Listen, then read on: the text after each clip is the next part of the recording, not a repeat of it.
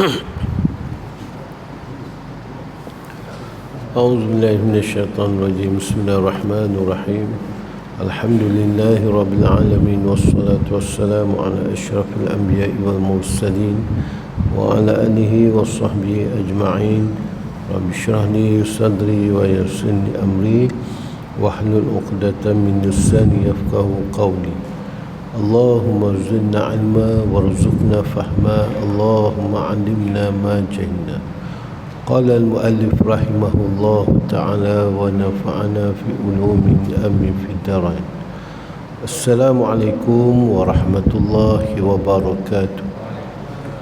Yang saya hormati Tuan Imam, Tuan Bilal, Fungsi Masjid, Barisan AJK Masjid, tuan-tuan dan puan-puan yang dirahmati Allah Subhanahu wa ta'ala.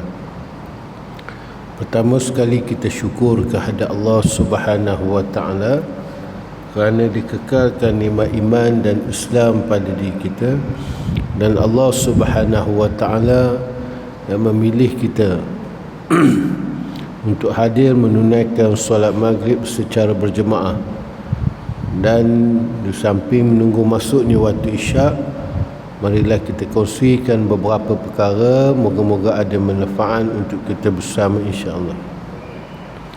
Kita sambung kitab Durus Samin pada menyatakan sifat wajib bagi Allah dan juga sifat yang wajib bagi segala rasul.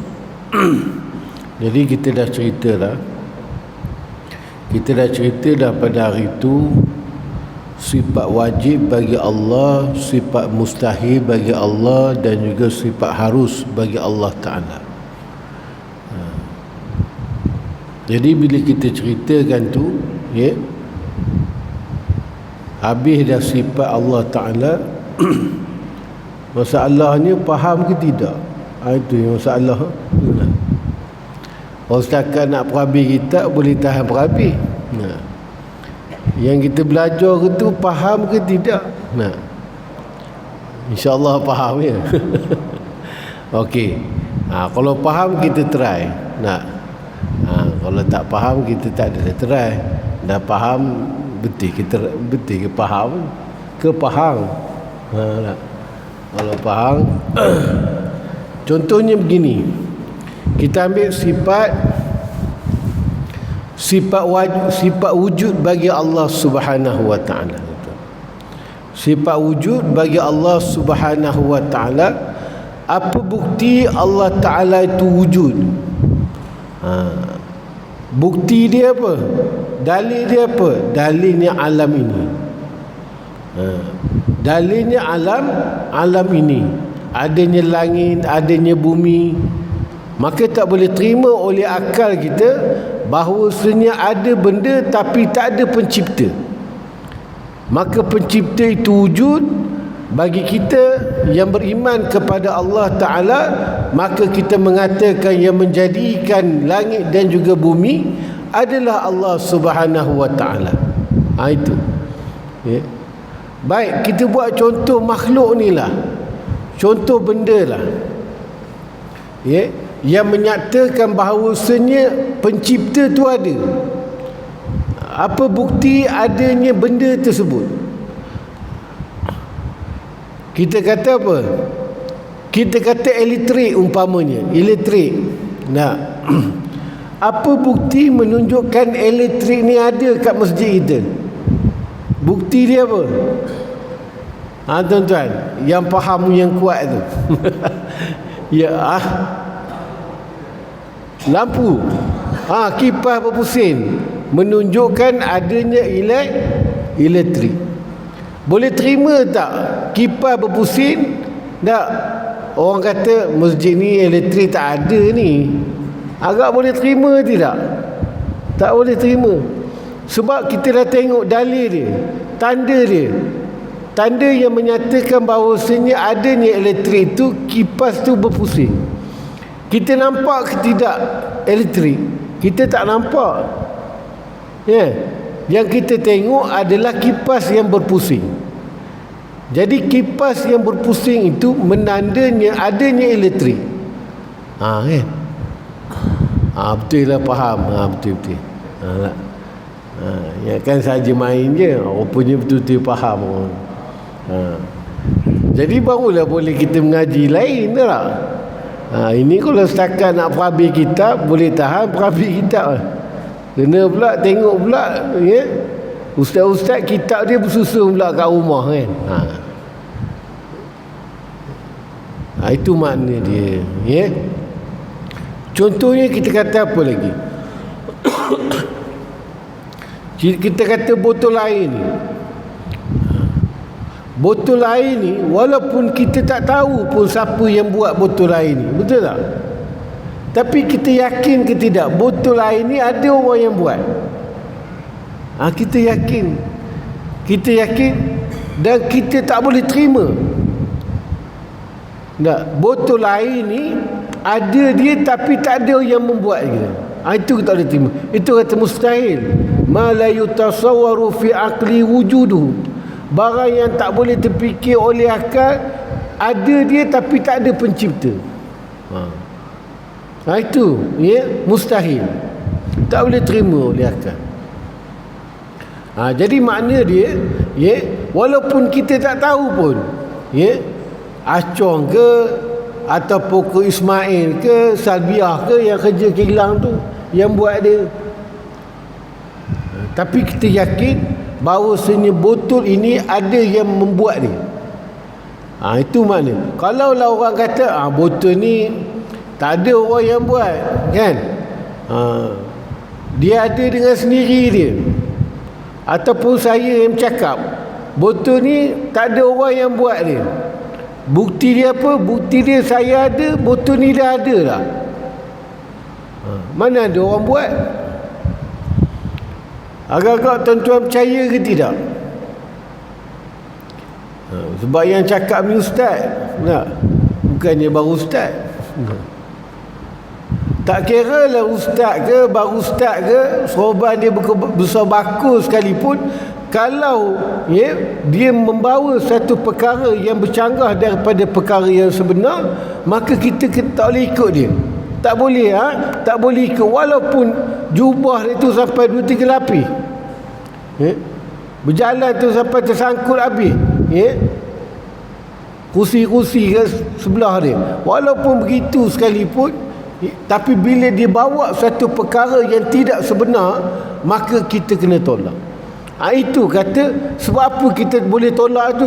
Sebab kita ada ilmu. Itu sebab ilmu je yang dapat menyelamatkan kita daripada terjerumus di dalam ajaran-ajaran yang sesat.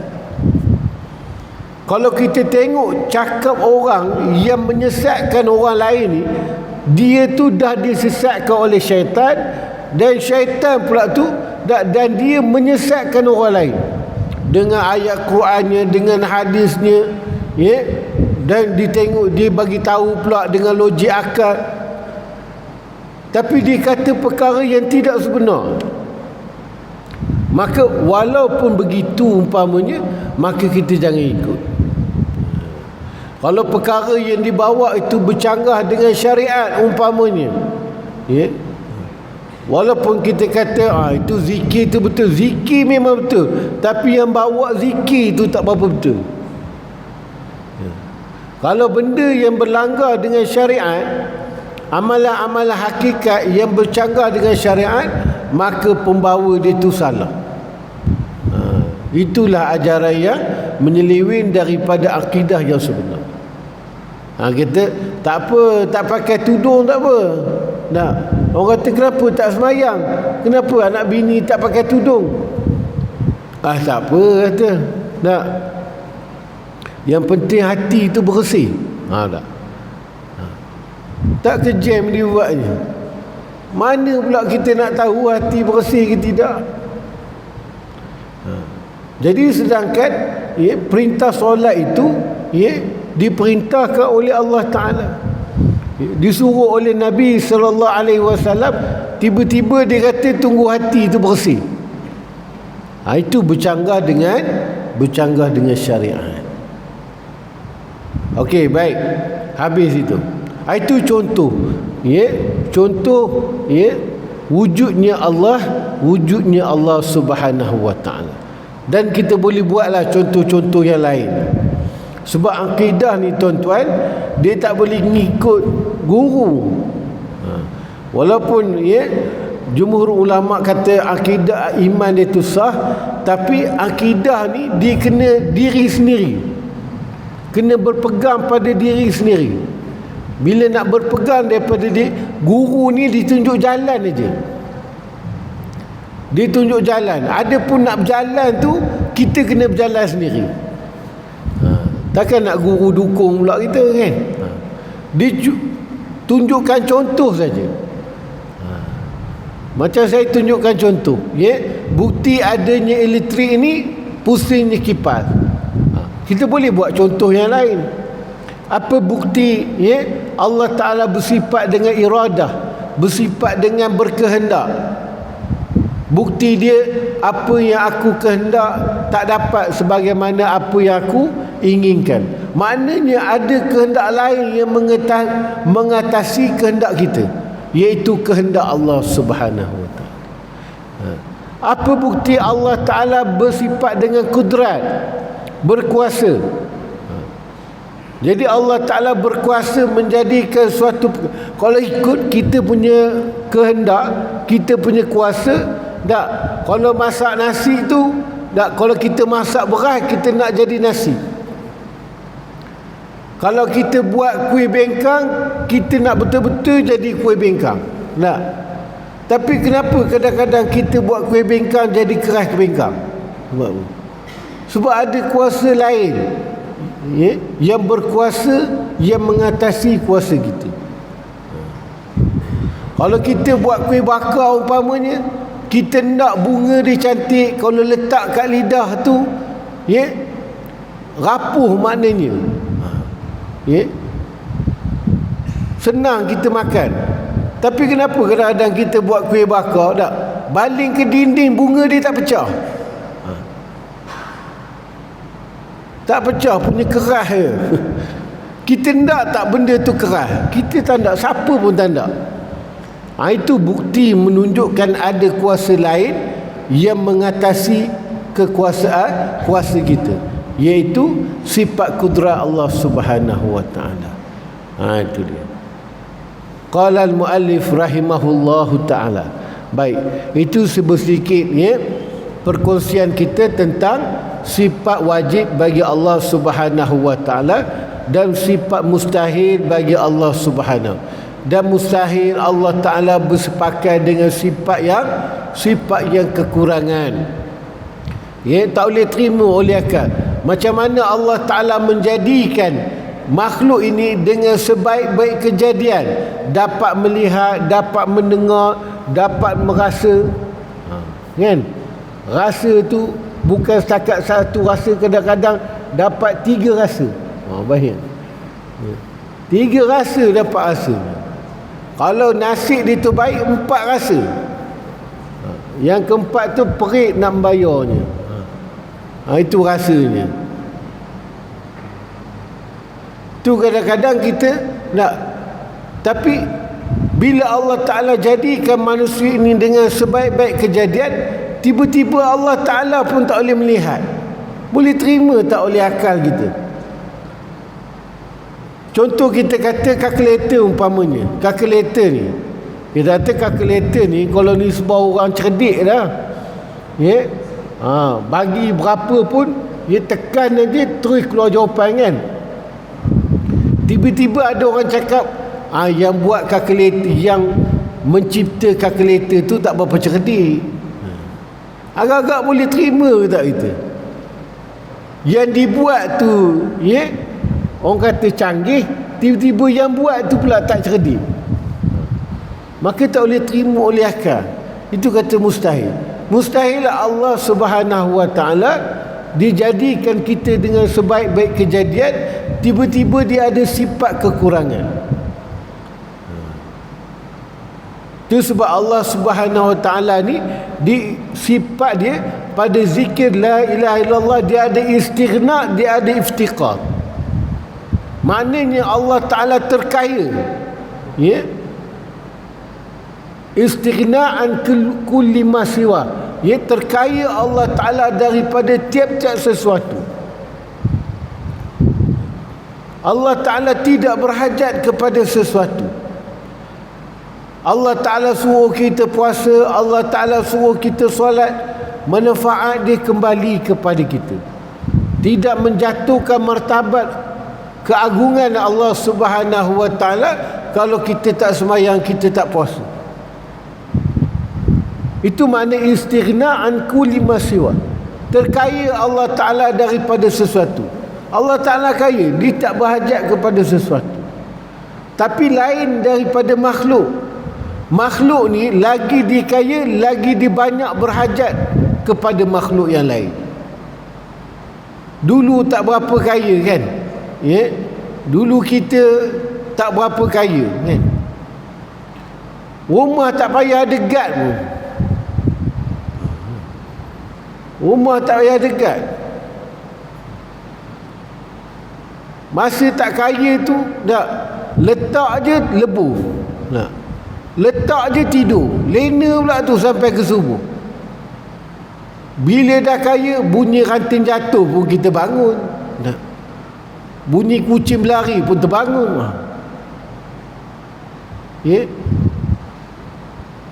Berhajat kepada orang pula jaga rumah kita. Itu sebab kita waktu kita kaya tak, kita nak makan time bila, kita nak tidur time bila, kita nak berjalan time bila waktu tak kaya. Tapi bila kaya nak berjalan sini ada orang tu, tak boleh, time ni time makan ubat, kan payah tu. Jadi terkaya Allah Ta'ala kaya, dia tidak berhajat pun pada makhluk. Berbeza dengan makhluk, bila dia kaya lagi dia berhajat kepada orang. Dulu tak kaya, tak payah ada pembantu rumah. Duduk kat depan dah nampak dapur lah. Dah buat apa pembantu rumah? Tapi bila dah kaya kan, kadang-kadang duduk kat dapur, orang panggil dekat depan pun tak berapa dengar. Punya besarnya rumah. Dah kena ada 2-3 orang pula kemas rumah dia besar. Berhajat kepada makhluk yang lain, kepada orang lain. Kalau kita ni kaya. Tapi kayanya Allah Ta'ala, istighna an kulli ma siwah, dia tidak berhajat kepada sesuatu juga. Kalau kita ni pakat-pakat tak nak sembah Allah Ta'ala pun tidak menjatuhkan martabat Allah Ta'ala. Kalau kita ni pakat-pakat duk sembah Allah Ta'ala pun tidak juga meninggikan. Sebab Allah Ta'ala tu sifat dia maha tinggi. Tak adalah yang paling maha, Allah Ta'ala paling maha tinggi. Jadi mustahil, itu makna mustahil. Mustahil tak boleh terima oleh akal kita bahawasanya Allah Ta'ala ini ada sifat kekurangan. Sebab sifat kekurangan ini membawa sifat buta, sifat tuli, sifat pekak itu membawa kepada kekurangan Allah Subhanahu wa Ta'ala. Jadi kekurangan pada Allah Ta'ala itu mustahil, tak boleh terima. Pada makhluk pun dah jadi kurang dah. Jadi kurang lah. Dan juga sifat yang harus bagi Allah Ta'ala, harus Allah Ta'ala menjadikan sesuatu perkara, ataupun harus Allah Ta'ala tidak menjadikan sesuatu perkara. Bukan maknanya berkahwin je maka dapatlah anak, tak ada. Kadang-kadang berkahwin tak dapat anak. Kahwin pula seorang lagi, tak, pun tak dapat anak. Yang pertama pula yang dapat pula dah. Nak ceritanya, bukan semestinya kahwin tu dah. Sebab bila air mani kita ni jatuh dalam rahim isteri kita, maka malaikat angkat, malaikat tanya, ya Allah, adakah kamu nak jadikan dia ni hamba-Mu ataupun tidak? Kalau Allah Ta'ala kata jadi, jadilah. Walaupun macam orang yang berzina tu, dia dah tahu dia mengandung umpamanya, kan? Habis pucuk, akar kayu dia makannya, nakkan gugur. Tapi kalau Allah Ta'ala kata jadi, ni jadi juga. Walaupun habis pucuk betik, habis semua terang betik kat rumah dia tu, dia telannya. Tapi bila Allah Ta'ala kata jadi, jadilah dia. Dah mudah pula tu bersalin daripada yang tidak berzina ni. Dalam tandas boleh bersalin tak? Ini yang tak berzina ni dah duduk atas katil pun payah nak bersalin. Sebab apa Allah Ta'ala mudahkan tu? Sebab Allah Ta'ala nak bukakan rahsia dia, rahsia penzinaan dia tu, dosa dia tu, agar dia tu bertaubat kepada Allah Subhanahu wa Ta'ala. Itu yang jadi mudah Bukan mana berzina tu bagus, tidak. Allah Ta'ala nak buka kan yang disorok-sorok tu, maka akhirnya dapat juga tahu. Itu sifat harus harus bagi Allah Ta'ala menjadikan makhluk ataupun tiada menjadikan makhluk. Harus Allah Ta'ala nak mematikan kita ataupun tidak mematikan kita. Bukan maknanya tua tu maka matilah dia. Tak ada. Kadang-kadang kita pesan pada orang yang mandi mayat kan, kamu kalau pakcik meninggal nanti jangan kasar-kasar mandikan pakcik. Kalau kasar pun kita tak boleh buat apa tuan-tuan. Tak payah pesan, sebab orang mandikan tu adalah orang yang amanah. Memang pihak yang berkenaan tu cari orang yang paling amanah. Dia akan buat sebaik mungkin walaupun dia tu bukan waris sekalipun. Tak payah pesan. Ini kadang-kadang siap pesan lagi pada yang tukar mandi tu. Tukar mandi kata baik pakcik kan. Dia tak mati, anak saudara dia pula yang meninggal. Yang dia pesan tu tak mati-mati pula. Itu sebab kematian ini bukan tentunya tua tu meninggal tak. Dulu kebiasaannya kalau tua tu meninggal. Sekarang malaikat dah tukar. Dulu kelapa tua lagi mahal, tapi sekarang kelapa muda paling mahal. Malaikat pun suka yang muda-muda daripada yang tua-tua. Itu sebab tak semestinya. Jadi harus saja bagi Allah Ta'ala matikan orang tu dalam keadaan muda, mati dalam keadaan orang tu dalam keadaan bertenaga, harus saja.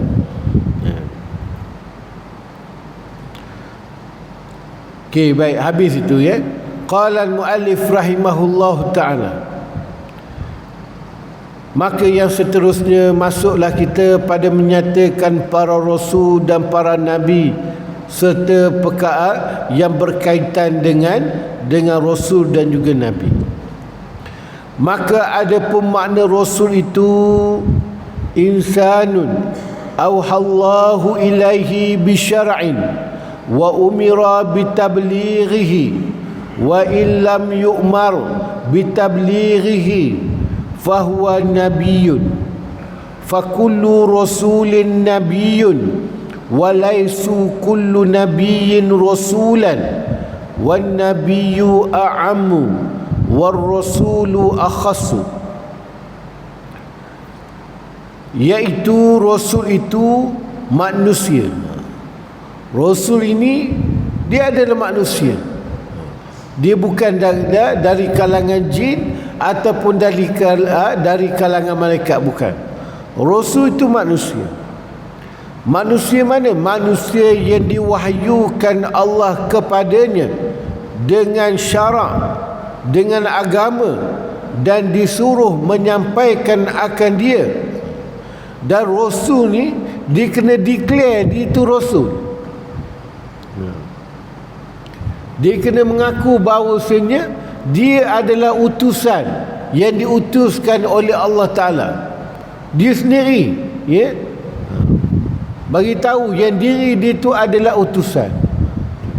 Itu sebab kita kalau nak kenal Rasul tak lagi senang daripada nak kenal wali, daripada kekasih Allah. Adapun kekasih Allah para wali ni dia tak declare. Nah. Dia tak ada pula dekat name tag dia waliullah, tak ada. Ya. Sebab apa Allah Ta'ala sembunyikan kekasih Allah ini di kalangan manusia? Allah Ta'ala tak tunjukkan kekasih dia. Bila dah meninggal baru kita tahu dia punya kemuliaan dia. Sekarang pun ada juga. Tak mustahil bagi Allah Ta'ala. Supaya apa? Supaya kita sesama manusia ini saling menghormati di antara satu dengan yang lain. Kadang-kadang bila kita duk kutuk kawan tu begini-begini kan, kena pula dia tu adalah kekasih Allah. Banyak cerita-cerita yang terbukti, yang dapat cash terus. Supaya apa? Supaya Allah Ta'ala sembunyikan, kita jangan ceritakan keburukan orang. Jangan kita mengata orang. Dan kita pun tak tahu sebab apa dia keadaannya begitu.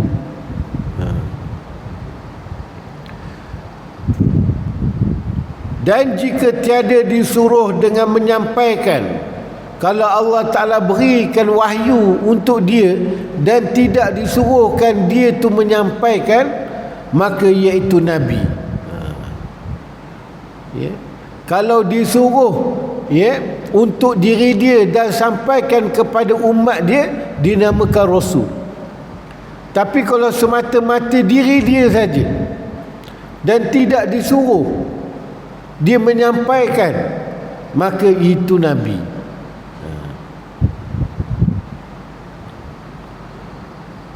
Maka tiap-tiap Rasul itu Nabi, dan tiap-tiap Nabi itu bukanlah ia Rasul. Bila kata Rasul, automatik dia itu Nabi. Sebab wahyu diturunkan untuk diri dia dulu, diri dia, dan juga disampaikan. Adapun Nabi untuk diri dia saja. Itu sebab bila dikatakan Rasul, maka dia adalah Nabi. Bila dikatakan Nabi, tak semestinya Rasul. Macam kita sekarang ni lah. Yang datang ni, yang datang ni kan. Jemaah sekarang ni ada yang AJK, betul tak? AJK masjid. Tapi tak semua yang datang ni semua AJK masjid, tidak. Semua jemaah ni AJK masjid. Jadi orang tu di jemaah masjid dan AJK masjid, dia ada dua. Ada setengah orang di jemaah je. Begitu juga. Bila diturunkan wahyu, Nabi tu confirm dah. Tapi bila dia sampaikan, maka naik pula martabat dia menjadi Rasul. Itu makna dia.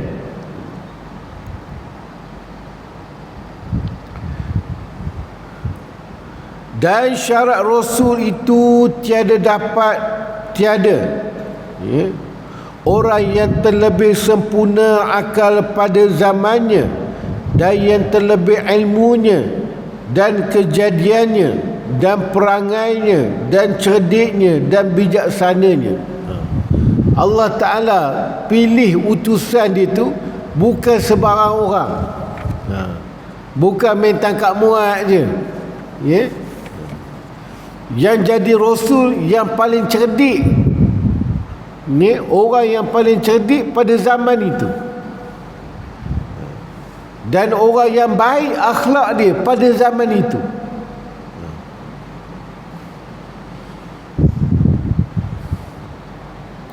Dan maha suci pula daripada segala kekurangan bapanya dan kejahatan ibunya.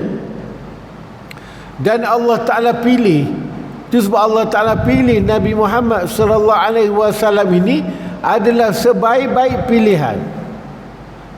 Bukan sekadar diri Nabi itu sendiri, tapi keturunan dia pun ditengok juga. Bukanlah keturunan Nabi daripada sebelah mak ataupun sebelah bapa ni mereka yang melakukan perkara yang keji. Tidak. Allah Ta'ala pilih keturunan yang baik. Itu sebab kita kalau kita nak cari anak, jangan tengok kepada budak tu saja. Kena tengok kepada keturunan. Takut kita pula terkejut. Kenapa perangai anak aku dah macam gangster je. Bila cek-cek balik rupanya atuk belah menantu kita tu gangster.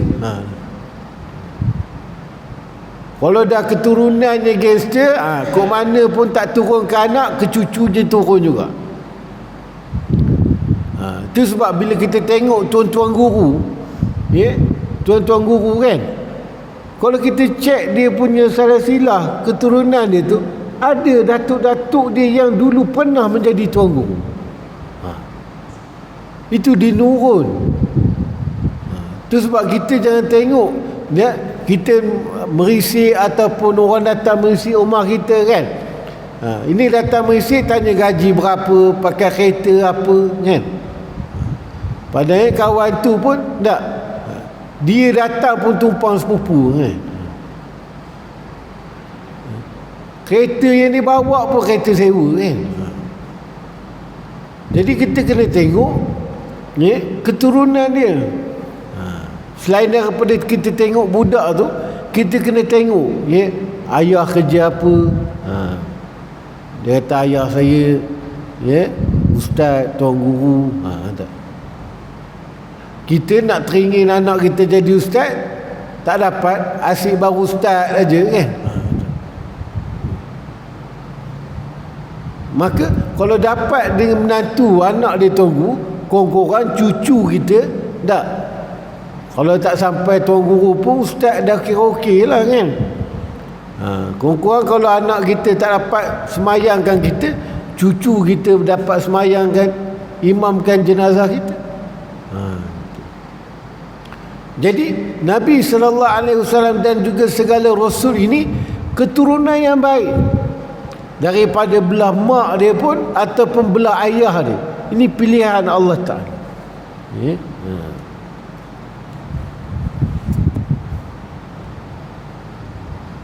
Qala al-muallif rahimahullahu ta'ala,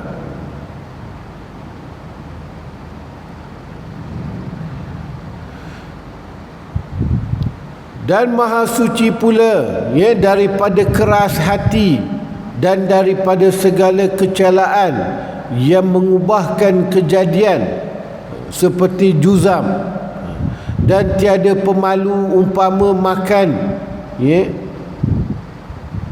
dan tiada pemalu dan umpama makan di jalan dan hina usahanya, dan terpelihara ia daripada segala dosa yang dahulu daripadanya atau kemudian daripadanya, dan jikalau tergagak ataupun terlupa sekalipun. Jadi tak ada benda yang kekurangan, baik daripada keadaan Nabi Rasul itu sendiri ataupun keturunan dia. Semua keturunan yang baik-baik. Allah Ta'ala nak ajar pada kita tu. Kalau kamu nak dapatkan keturunan baik, sebab apa Nabi Muhammad SAW mempunyai sifat yang terpuji, mempunyai akhlak yang baik. Selain daripada didikan Allah Ta'ala, dia mempunyai keturunan yang baik. Keturunan Quraisy ni keturunan yang dimuliakan pada ketika itu. Orang segan dengan keturunan Quraisy ni. Hebatnya. Itu sebab kalau kita nak cucu kita hebat, carilah keturunan-keturunan yang baik. Gitu. Maka perkara yang rupa dosa yang jatuh daripada setengah daripada mereka itu maka wajib kita takwilkan kecelaan yang jatuh pada Nabi Ayub dan rupa dosa pada Nabi Adam dan rupa dosa pada Nabi Ibrahim dan buta pada Syuaib dan Ishaq, hanya bukan buta dan hanya berselaput air mata jua. Yang apa yang berlaku pada nabi-nabi, cerita-cerita Nabi Ayub, ya, Nabi Yakub umpamanya, itu semua adalah, ya, perlu ditakwilkan. Nabi Ayub tu bukanlah kudis macam kudis puru tu, bukan. Dia cuma cacar gitu je, ya, maknanya penyakit yang biasa je lah. Sebab Rasul ini, ya, dia tak boleh ada perkara yang menjauhkan manusia daripada dia. Bukanlah, ya, Nabi ini buta, bukan. Dia selaput je. Sebab apa? Sebab terlampau banyak sangat menangis, terlampau teringat kepada, ya, anak kesayangan dia Nabi Yusuf alaihissalam sampai berselaput. Bukan buta. Jadi cerita-cerita ini yang mengaibkan Nabi dan juga Rasul perlu kita takwilkan. Sebab perkara tersebut dia menjauhkan manusia daripada mereka. Itu mustahil. Sakit tak apa, tak, tapi sakit yang tidak menjauhkan daripada manusia.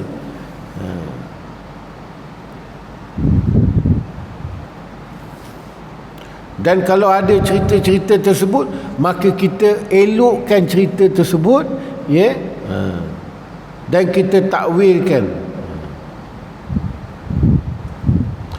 Atau dikatakan kemudian daripada selesai menyampaikan segala suruhannya, maka tiada mengapa, ya, seperti yang berlaku kepada Nabi Daud alaihissalam, maka jangan kita ikut, ya, perkataan orang yang jahil. Maka jangan kita i'tiqadkan seperti katanya, kerana membawa kepada kejahatan yang tiada harus pada syarak.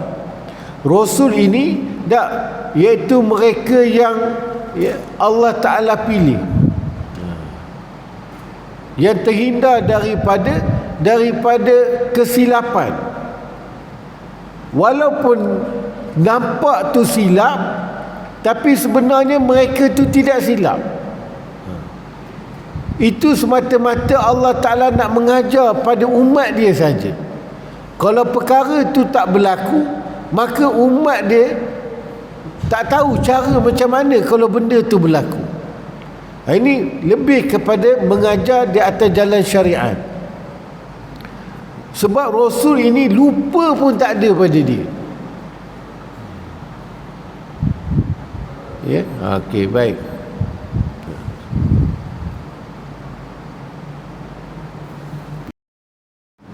Bismillahirrahmanirrahim. InsyaAllah kita sambung, ya, cari tempat berhenti. Dan ada pun 4, ya, yang daripada anbiya yang hidup lagi, 2 di langit, iaitu Idris dan Isa, dan 2 di bumi, iaitu Khidir dan Ilyas. Adapun tiap-tiap anbiya yang disebutkan pada Al-Quran, maka sekaliannya itu Rasul, melainkan Nabi Khidir dan segala anbiya daripada anak Sam, anak Nabi Nuh alaihi salam.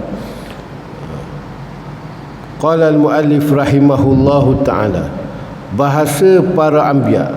InsyaAllah kita sambung pada masa yang akan datang berkenaan dengan membicarakan bahasa para nabi. Moga-moga perkongsian kita pada malam ini ada manfaat untuk kita bersama, insya-Allah. Yang mana baik datangnya daripada Allah, kekurangan, kelemahan diri saya sendiri hakikatnya daripada Allah. A'udzubillahi minasyaitonirrajim. Bismillahirrahmanirrahim. Allahumma aftah 'alaina futuhal 'arifin kama fatatahu 'ala alladhina min qablina birahmatika ya arhamar rahimin. Walhamdulillahi rabbil alamin. Wallahu a'lam. Assalamualaikum warahmatullahi wabarakatuh.